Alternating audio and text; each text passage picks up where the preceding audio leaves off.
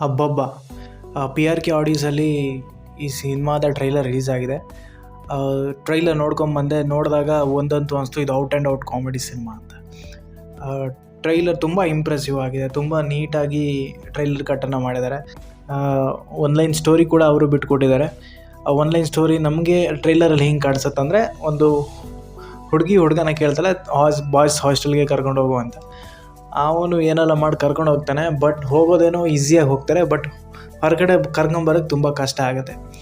ಅದು ಆ ಹುಡುಗಿ ಅವ್ನ ರೂಮಲ್ಲಿರೋದು ಅವ್ರ ಫ್ರೆಂಡ್ಸ್ಗೂ ಕೂಡ ಗೊತ್ತಾಗುತ್ತೆ. ಅವರು ಹೇಗೆ ಆ ಹುಡುಗಿನ ಹೊರಗಡೆ ಕರ್ಕೊಂಬರ್ತಾರೆ ಅಥವಾ ಯಾರಿಗೂ ಗೊತ್ತಾದಂಗೆ ಕರ್ಕೊಂಬರ್ತಾರೆ ಅನ್ನೋದೇ ಒಂದು ಕಾನ್ಸೆಪ್ಟು. ತುಂಬ ಕಾಮಿಡಿ ಇದೆ. ನೀವು ಟ್ರೈಲರಲ್ಲಿ ನೋಡಿದಾಗ ಅಷ್ಟೊಂದು ಕಾಮಿಡಿ ಇದೆ ಅಂದಿದ್ರೆ ಸಿನಿಮಾದಲ್ಲೂ ಕೂಡ ಇನ್ನಷ್ಟು ಕಾಮಿಡಿ ಇರ್ಬೋದು. ತುಂಬ ಕ್ಯಾಚಿ ಕಾನ್ಸೆಪ್ಟ್ ಆಗಿದೆ ಇದು. ಈ ಸಿನಿಮಾದ ಹೀರೋ ಲಿಖಿತ್ ಮತ್ತು ಹೀರೋಯಿನಿ ಅಮೃತ ಅವರು ಮಾಡಿದ್ದಾರೆ. ಚೈತನ್ಯ ಅವರು ಈ ಸಿನಿಮಾಗೆ ಡೈರೆಕ್ಷನ್ ಮಾಡಿದ್ದಾರೆ. ನೋಡಿದಾಗ ನನಗಂತೂ ತುಂಬ ಖುಷಿ ಆಯಿತು. ಇದೇ ಫೆಬ್ರವರಿ 16ಕ್ಕೆ ಸಿನಿಮಾ ರಿಲೀಸ್ ಆಗ್ತಾಯಿದೆ.